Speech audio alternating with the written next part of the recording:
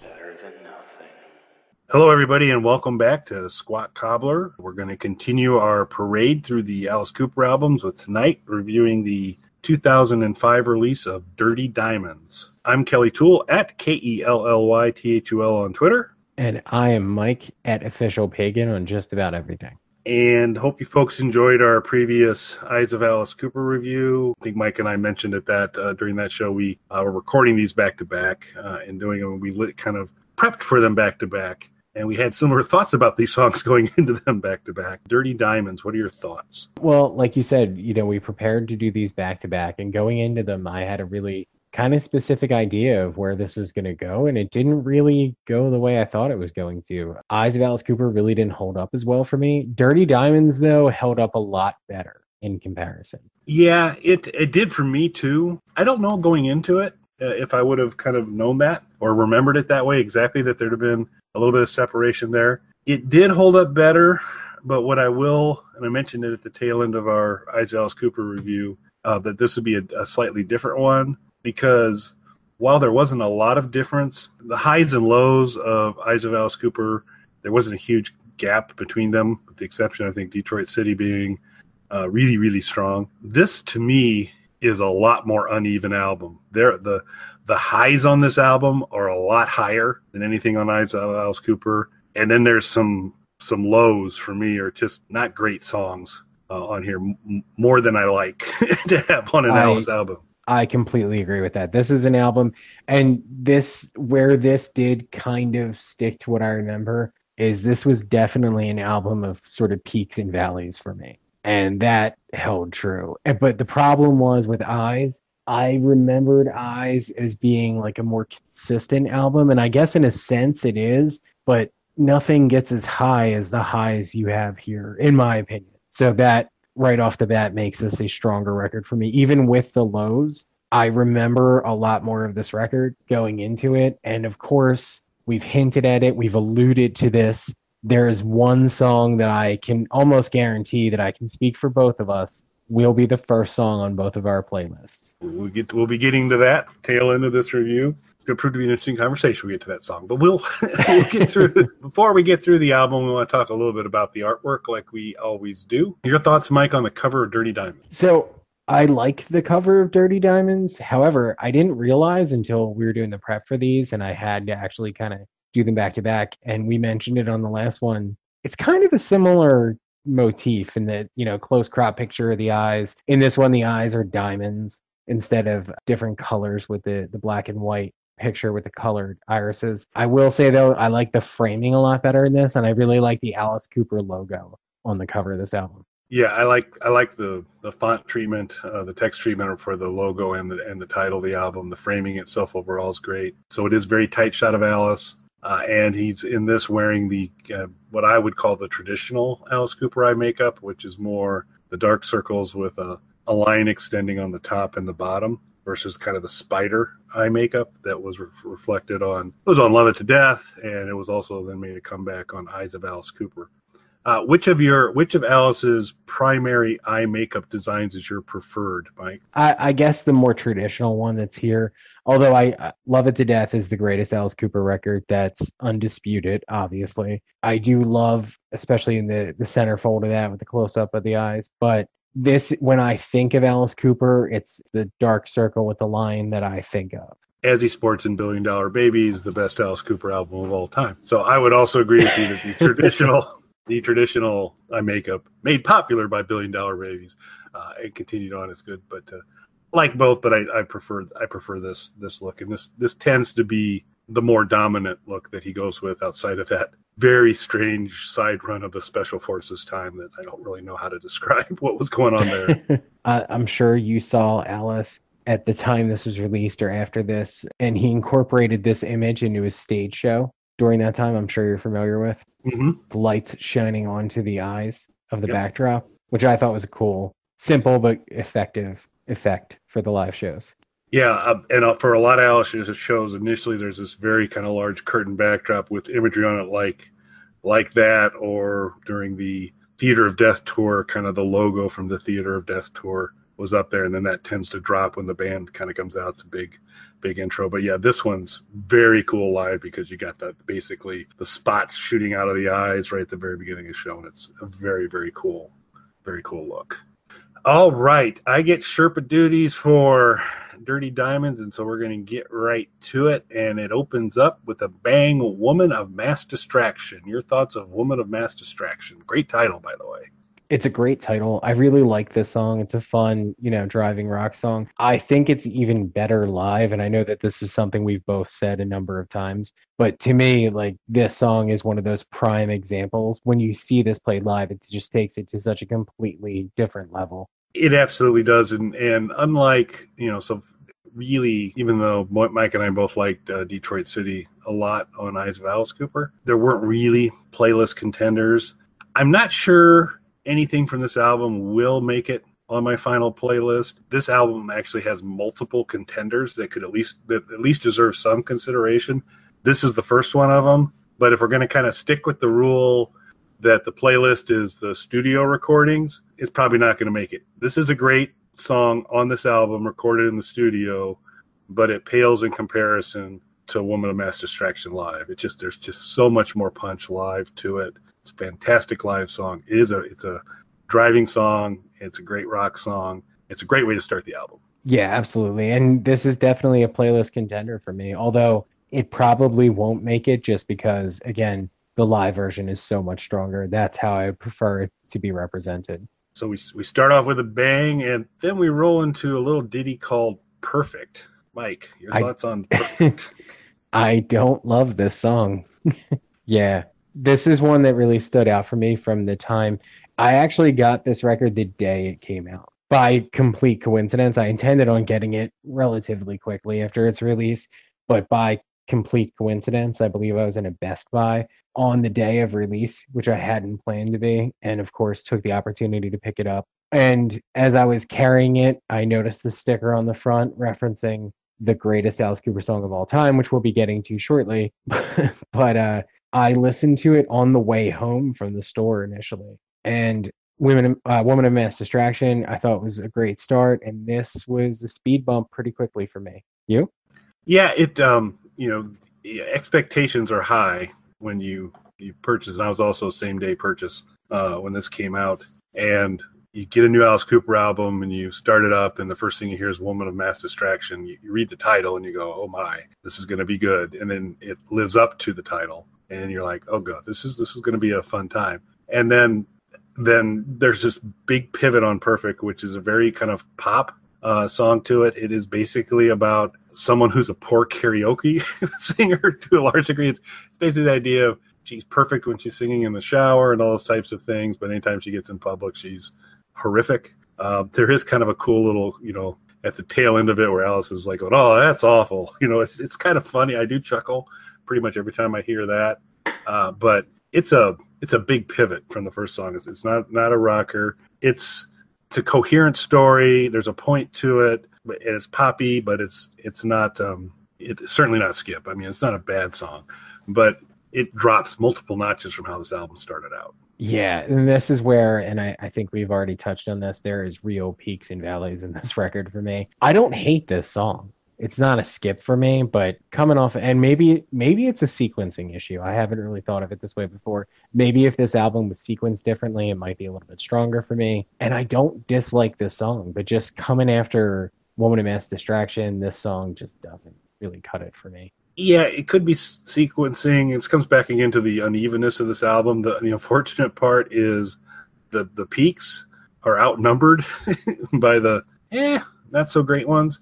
And so it would be tough to say, oh, let's just pull up a couple of those other hammers, because there's only a few real hammers on there. But the hammers that are here are pretty amazing. So that's just where this one is super tough for me, because there are some songs in this that I truly love and remember and just think are great. And then there are ones that, like Perfect, that are like, oh, it's okay, but it's just okay.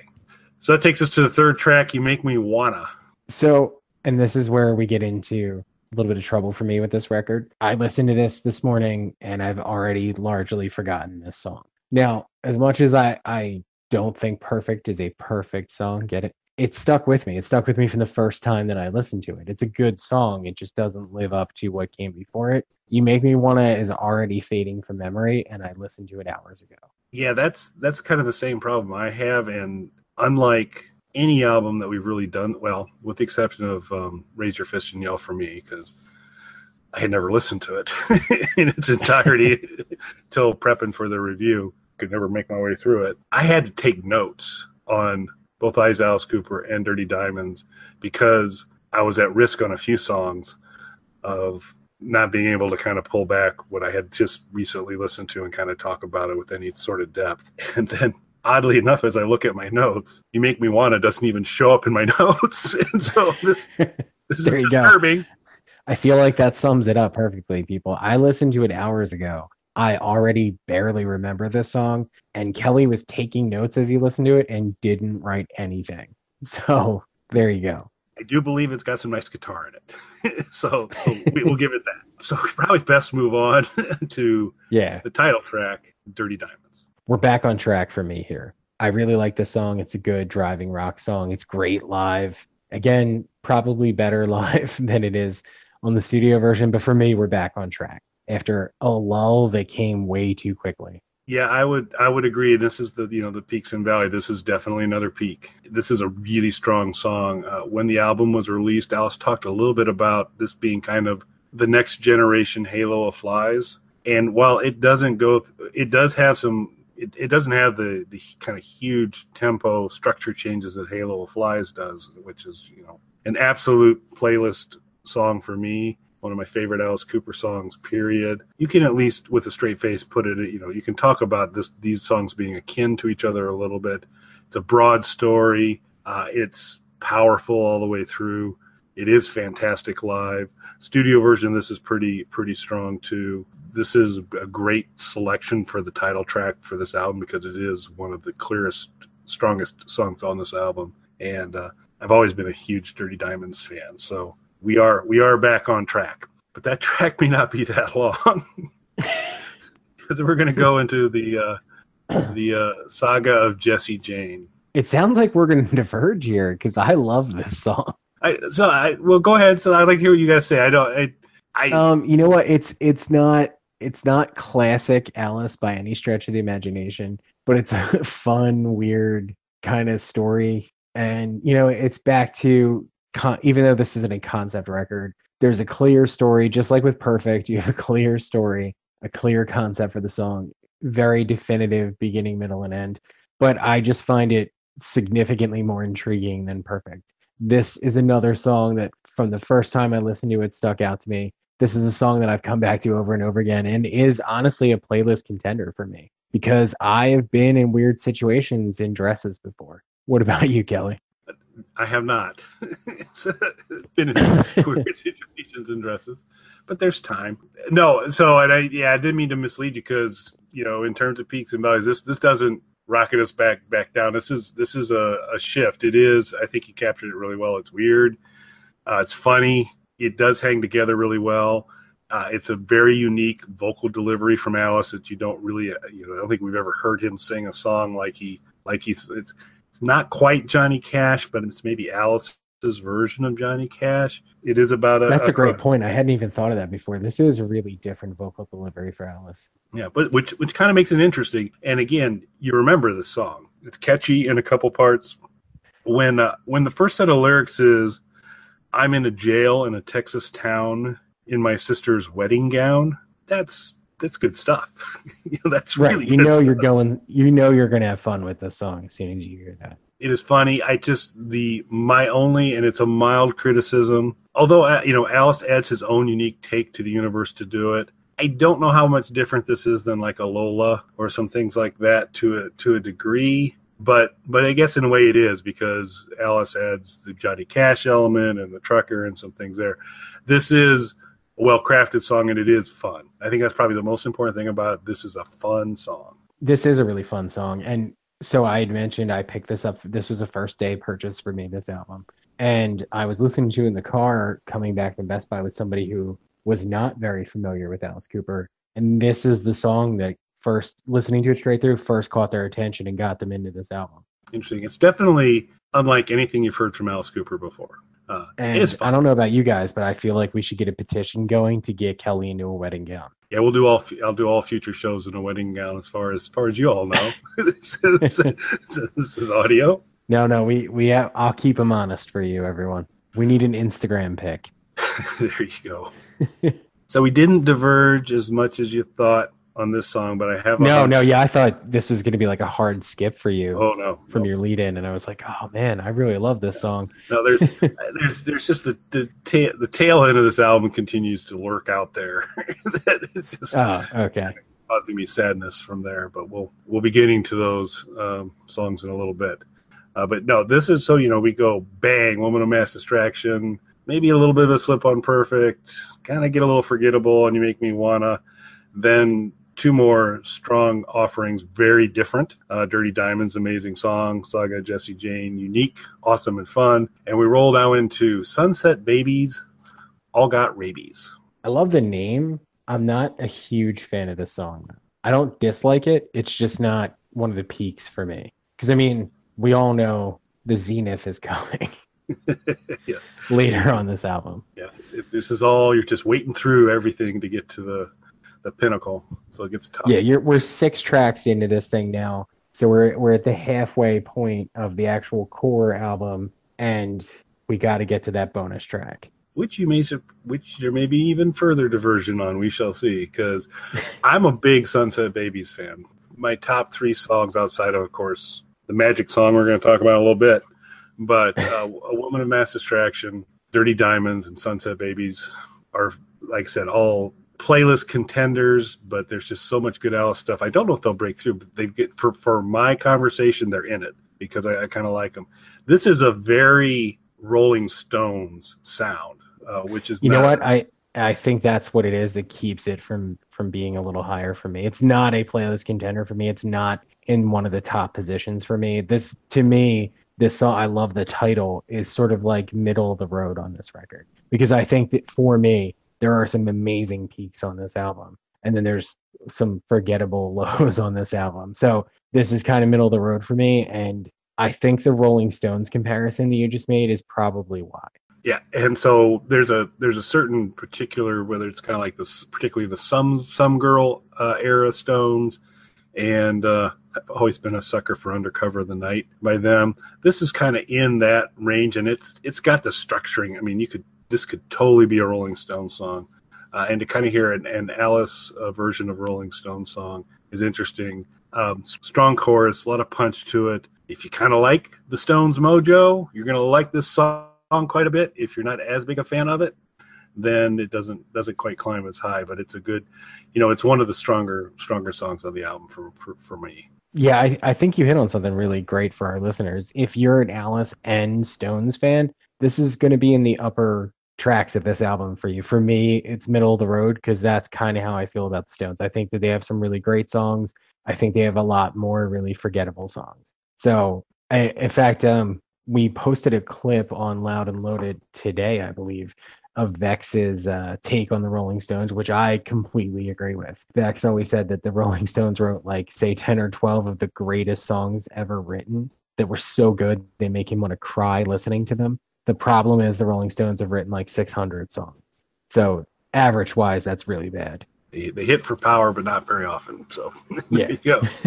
So, and that's where, so for me, Rolling Stones are always kind of like middle of the road, because I agree with Vex. They have some incredible songs. There are Rolling Stones songs that I would put among my favorite songs of all time, but I wouldn't put them among my favorite bands, because as a whole, I don't think their catalog stands up as well as their individual tracks do. Well, I've declared this before, I think primarily on Twitter, but should there be a zombie apocalypse and there's rampant destruction across the universe, I will be working through a process to, one, secure a tank.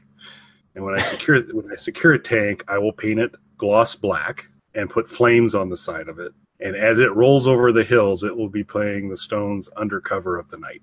And I will be king of the country with that delivery. Nice. Which leads us right into Pretty Ballerina, which is a cover, Michael Brown song. Your thoughts on Pretty Ballerina? No. That's what I wrote in my notes.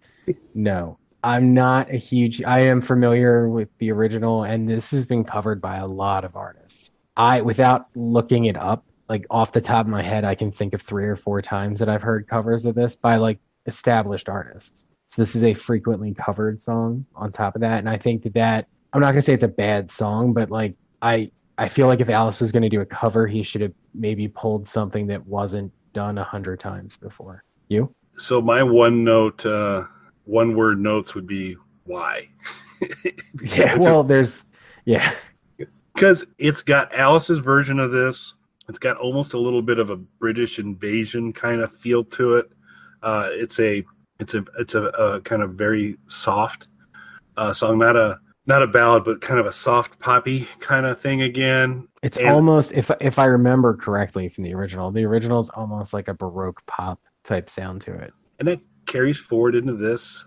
And I just don't get it beyond the fact of just kind of saying, well, nobody probably expected this, so there's like a shock factor from there. I mean, he does a serviceable job. It's not like he does it badly, but it's just, I don't. Yeah, and that's what's weird. Like this, it almost fits into the same category as Perfect. Although I would put Perfect above this, where it's kind of like Perfect's not a bad song. Like I just, and this makes even a little bit less sense to me because not only is it just an odd choice, but it's a song that's been covered numerous times. So I just feel like I'm not sure what the draw of jumping on that bandwagon was for Alice. Yeah, I don't understand it either. Except it's not a bad execution of it. There's no, there isn't a theme to Dirty Diamonds, so it's just going to be a collection of songs. And if he's going to pull a cover in there, so this fits in the category of songs I'd be surprised Alice Cooper sang. So sure, you could do that. But if you're going to pick one of those, you might as well go out a little bit further and do "I'm Always Chasing Rainbows" or something like that to really. And I feel like Alice has kind of done that. Like he's chosen, not obvious songs to cover and really made them his own. And he kind of didn't do that on this. Like he did a straightforward, serviceable cover of the song.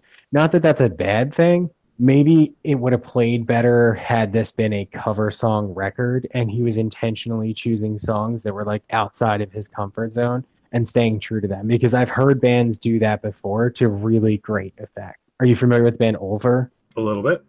Their album Childhood's End, which is mostly like 60s and 70s psychedelic and pop covers, which does not fit at all their more straightforward metal sound that they're known for. Like that was really cool to me. So maybe if he was doing something like that, I would have a much higher opinion of this track. But it's I don't know if it's a hard skip, but it's not a song I'm going back to. Now we're going to move into songs 8 through 13 that most of which Are we doing them all at once?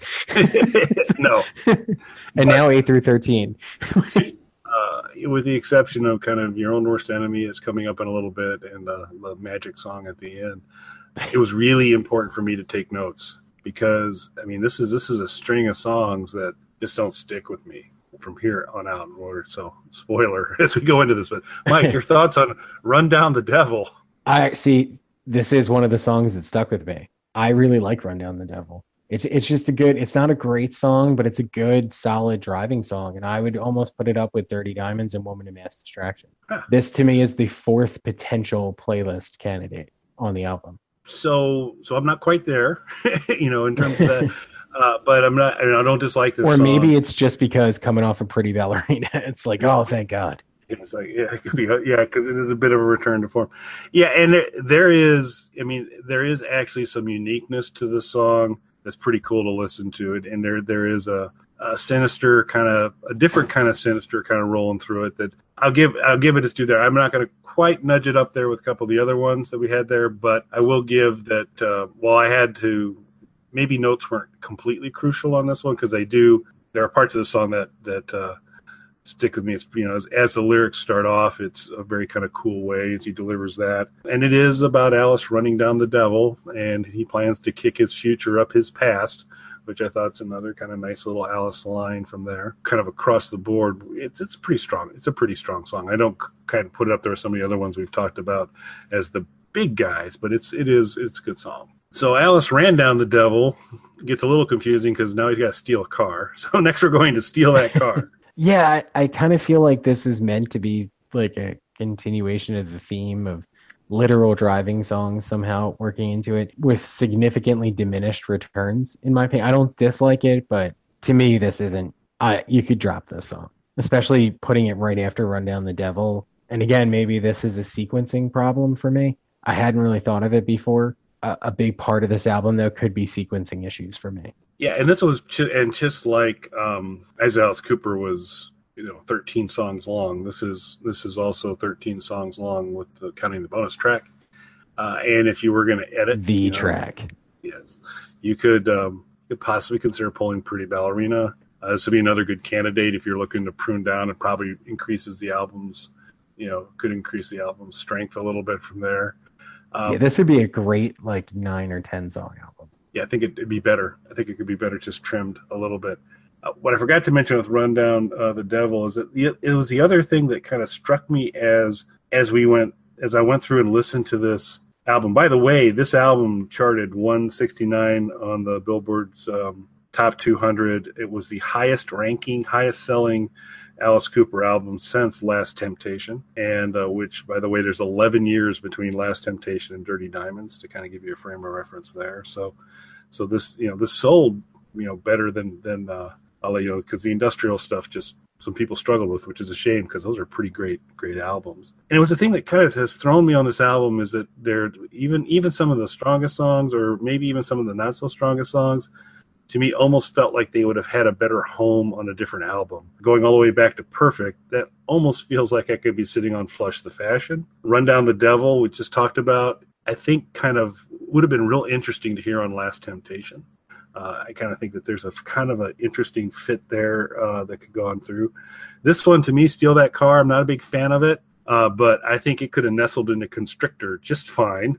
It's got a big chorus. It's got big guitars. But kind of in this album, without it being around its Constrictor buddies, it's just not that strong a song. Yeah, you know what? That is an excellent point that you made with this. And again, I think maybe we're getting back to this album as sequencing problems more so than song problems, except for Pretty Ballerina. Why is that song on here? Okay, 6 hours. So this one's weird because I'd completely forgotten about this song. This was not something that left any lasting impression. But listening back to it, I kind of like this song. I'm not saying it's a playlist contender for me, but from something that I'd completely forgotten about to a song that's, maybe like 5th best on the record for me. Yeah, it's not a rocker. It's got kind of more serpentine cadence to it. You could maybe even argue a slight Pink Floyd-esque, some of the kind of guitar work in it, that there's a little bit of that in there as well. It was one that I had to listen to again to kind of say, okay, 6 hours, what was that? And then once I heard it, I was like, oh, okay. In the mix of things, it's nowhere close to a skip.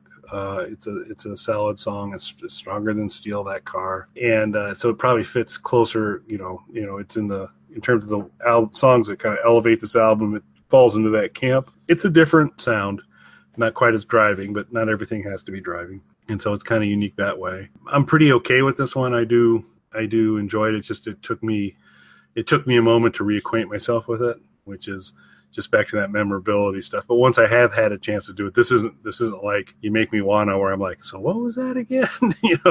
This one's got some meat to it. So I like it. We're getting close, Mike. Only a couple more songs. There. I almost want to skip these two and just get right to it. We can go through them quickly. So your own worst enemy. Actually, I will go through this one pretty quickly. Not really a favorite of mine. I don't mind the song, but we're kind of falling into a little bit of a valley with these two songs. But don't worry, everybody. We're going to shoot up to the highest peak that Dirty Diamonds has to offer right afterwards. Yeah, it again, we've talked a little bit about sometimes Alice gets a little bit on the nose. This is one that's a little bit on the nose. Talks about your heart pumping bacon, which is kind of a cool little line. That's pretty cool. It's not bad. It's not like a great rock song. It's not like an incredibly funny song. Just kind of settles in reasonable in those categories, and it's kind of bouncy. It's and it's odd. I think coming again, maybe this is back to some of the sequencing stuff. It's odd. Sounds a little more hollow coming off of 6 hours, which is a little richer musically. than Your Own Worst Enemy. So that doesn't help it any from that point of view. But like I said, I don't mind this song. I always like, I like Silly Alice and Funny Alice. This is definitely that. It's a short little number. It's only 2 minutes and 15 seconds long. It's probably because it's trying to get out of the way so that Mike can hear his favorite song, which he's only one song away from as we go to almost there. So what a promising title this next song has, Zombie Dance. Yeah, right? That is a promising title. I don't necessarily think the song delivered on that title, but it was a promising title. You? That's a dodge. But yeah. Right? Yeah, I know. I'm with you. I mean, I don't think it delivered on the title. I mean, we do get Alice on harmonica, which we haven't had for a while. So that's kind of. I didn't even realize that was Alice on harmonica. So there you go. It has Alice on harmonica. So that's a special. Yeah, but it was just, you kind of think, okay, Alice Cooper singing a song called Zombie Dance. There's going to be something pretty special going on here. And yeah. I mean, it's not Skip. It's not a bad song, but it's right. It's not one I get super passionate about. No, this is definitely, these two songs are a lull to me. Like 6 Hours may not be one of the top tracks on the album, but like you said, it's a more musically rich song than these two. So, and Steal That Car was fun, if, a little bit forgettable. Run Down the Devil I really liked. I mean, what I can say about these two songs, Your Own Worst Enemy and Zombie Dance, is they're way better than Pretty Ballerina. Yep, I can go with that. I mean, just and again, it's not like Pretty Ballerina's done poorly. It's just, I don't know why it's there. Right, yeah. It just doesn't make sense. Okay, we've been talking about it the whole time. The bonus track. This is what everyone has really been waiting for. Bonus track on all releases, Stand, a collaboration between Alice Cooper and Exhibit. Yes. So when I picked up this song at Best Buy the day that it came out, there was a sticker on the front advertising this song. And I probably, like most people, saw Stand featuring Exhibit and thought, what the bad word. There's a few interesting things with credits on this album, and this is one of them, because before you even listen to the song or do anything related to this song, you're confused by this song just by the credit of Stand featuring Exhibit. If anyone doesn't know, Exhibit is a rapper from the late 90s and early 2000s who hosted a car show on MTV. So if anyone was an obvious fit with Alice Cooper. And I can only imagine that this came about because I believe at the time Alice and Exhibit were on the same record company. So I can only imagine that they were like, these are our two biggest names. Let's make them do a song together. I could be completely wrong. I've never done any research into the background of this song, but I have to imagine it was something along those lines. And obviously, not just a playlist contender, number one on my playlist. So I have a feeling you're not being completely honest with us, Mike. What? About what part? No, this song is terrible. Let's just call it what it is. And what sucks about it is, like, there are moments where it kind of starts to click, and I feel like this could have worked. Like, had this been worked more and wasn't something that was tacked on as a bonus track that was likely only created to feature the two biggest artists on New West Records at the time, then, maybe, like, if this was a more naturally evolving thing, this probably, who knows, there might have been something decent there. There's not, though. But there could have been. There are moments where it kind of clicks. Some of the music works for me. Some of Alice's delivery works for me. Exhibit's verse does not work at all. And I think part of it, and I'm not an Exhibit fan, so it's not like I'm super familiar with his catalog, but of the songs of his that I know and guest appearances of his, he usually goes for a much harder edge, more aggressive approach to his delivery and his lyrics, which he doesn't do here. And that's a huge missed opportunity. Like, this could have been a good, hard rock driving song. And if Exhibit had come onto the song and did his more standard aggressive approach, this could have been something a lot better. And to me, that's the worst part of this song, is that it might have worked. You?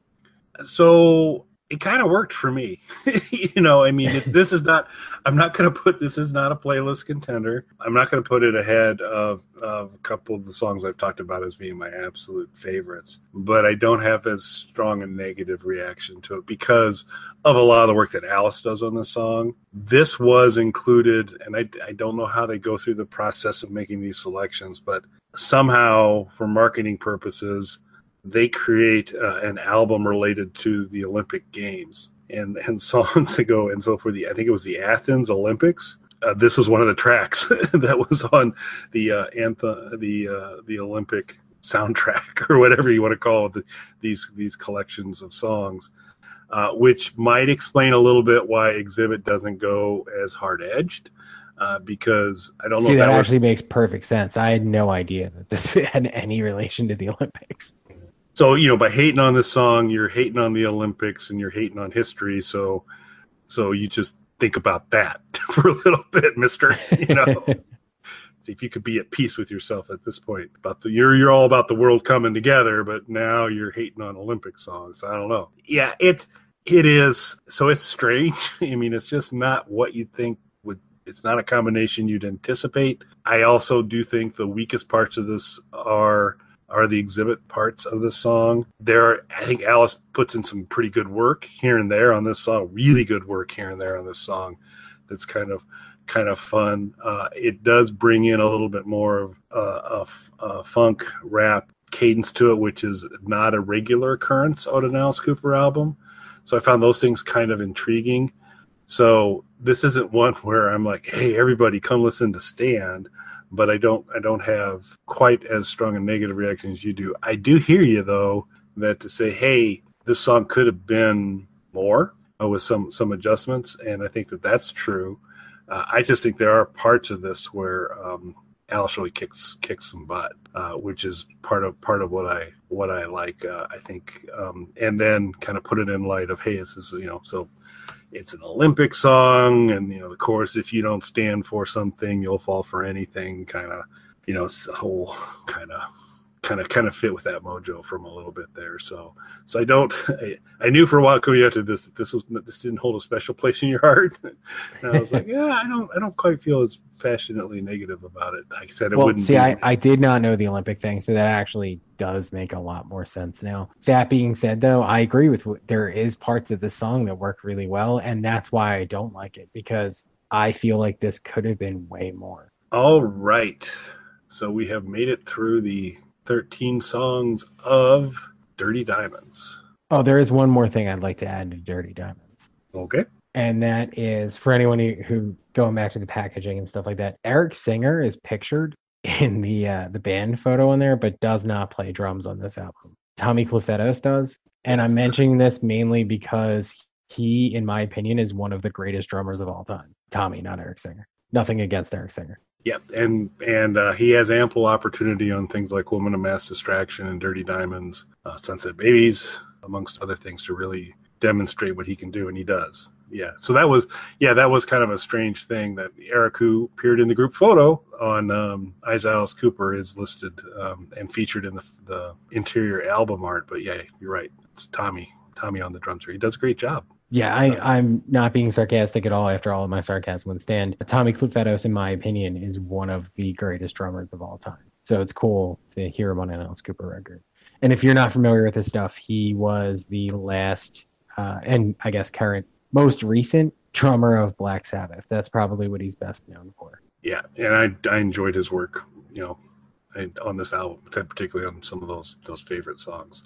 So a gentleman who was not featured on this album, but is, Mike and I are busily helping him develop his Alice Cooper cover album and video ideas from time to time. Pat Boone, give you the opportunity, Mike, to, I don't know if this is easier and harder than Eyes of Alice Cooper to pick the Pat Boone song. It's both for me at the same time, because the obvious choice would be Pretty Ballerina, but that's already a cover, so I don't want to do that. I would absolutely love, deep down in my heart, it to be the Saga of Jesse Jane and have Pat do it in a wedding gown with makeup running down his face. But something tells me with his religious calling, that's not going to happen. So instead, I think he would do Woman of Mass Distraction in the style of like a James Bond opening theme from the early Sean Connery movies. That's solid. It doesn't nearly approach what I'm about to drop on you, but it's pretty solid. Okay. So I'm going to have him do Stand. I'm going to have him do Stand with Michael Winslow from the Police Academy series as the other vocalist. That's amazing. I couldn't possibly top that. He'll do the helicopter sound, different kind of things with it. So that'll be, I'm gonna, we'll have to tweak the recommendation to say Stan featuring Michael Winslow. So absolutely, that would be amazing. I hope that happens. I want to live in the world where that happens. And we know Pat's a big listener of the show because he's been wanting to take the notes from us on how to construct this album. But understandably so. Yeah, I think we're giving them gold for free. So you're welcome, Pat. Now let me ask you then. Now that we have our Pat song, what would your prostate song of this album be? I'm gonna have to go, since I can't go with the live version. If it was the live version, I go Woman of Mass Distraction. I'm gonna go Dirty Diamonds. It's an excellent choice. I might have to go Saga of Jesse Jane. I just really love that song. So I don't know if we're going to be including the prostate section on the blog post or not. I mean, I feel like you should. Well, yeah, it'll have to be like an asterisk and then kind of have this paragraph explaining. We'll see on that. But yeah, so those are fair in there. So there you go, folks. There's Dirty Diamonds. Except we have to do a little ranking here. Almost got us out of it before we did that. So this is tough because this album is so uneven. As I was looking through my list, I was struggling with that a little bit. So where did this bad boy end up on your list? Yeah, this is a really tough one for me.